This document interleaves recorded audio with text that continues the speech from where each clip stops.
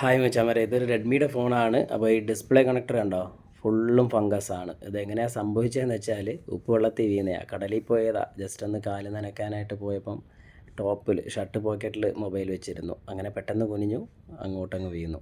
ഇത് ഒരുപാട് പേർക്ക് സംഭവിക്കാറുണ്ട് കേട്ടോ. ഇഷ്ടംപോലെ പേർക്ക് ഇതേപോലെ പറഞ്ഞു വന്നിട്ടുണ്ട്. എന്നാൽ മൊബൈൽ എടുത്താൽ പാൻറ് പോക്കറ്റ് വയ്ക്കുകയോ നമ്മുടെ കൂടെ വന്ന സുഹൃത്തിൻ്റെ കയ്യിൽ ഏൽപ്പിക്കുകയോ ചെയ്യൂല. അതാണ്ടേ ഹെഡ്സെറ്റ് ജാക്കിൻ്റെ ഭാഗം കണ്ടോ, ഫുള്ളും വെള്ളം കയറി നല്ല ഫംഗസ് ആയിട്ടുണ്ട്. മൊത്തത്തിൽ ബോർഡിൽ വെള്ളം കയറിയിട്ടുണ്ട്.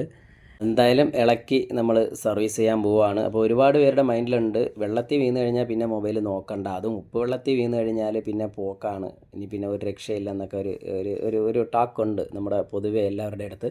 അപ്പോൾ എന്തായാലും ഞാനൊന്ന് സർവീസ് ചെയ്യാണ്. അത് രണ്ട് കാരണങ്ങൾ കൊണ്ടാണ് വെച്ചാൽ നമുക്ക് കിട്ടാതെ പോകുന്നത്. ഇതിപ്പോൾ വെള്ളത്തിൽ വീണു, എടുത്തുകൊണ്ട് വന്നു. അപ്പോൾ ഏകദേശം ഒരു 1.5-2 മണിക്കൂർ ആയിക്കാണെന്നാണ് പറഞ്ഞത്. അപ്പോൾ നമ്മളെന്തായാലും സർവീസ് ചെയ്യാൻ തുടങ്ങിയിട്ടുണ്ട്. ഫുൾ വീഡിയോ ഉടൻ തന്നെ അപ്ലോഡ് ചെയ്യാം. അപ്പോൾ എല്ലാവർക്കും ബൈ.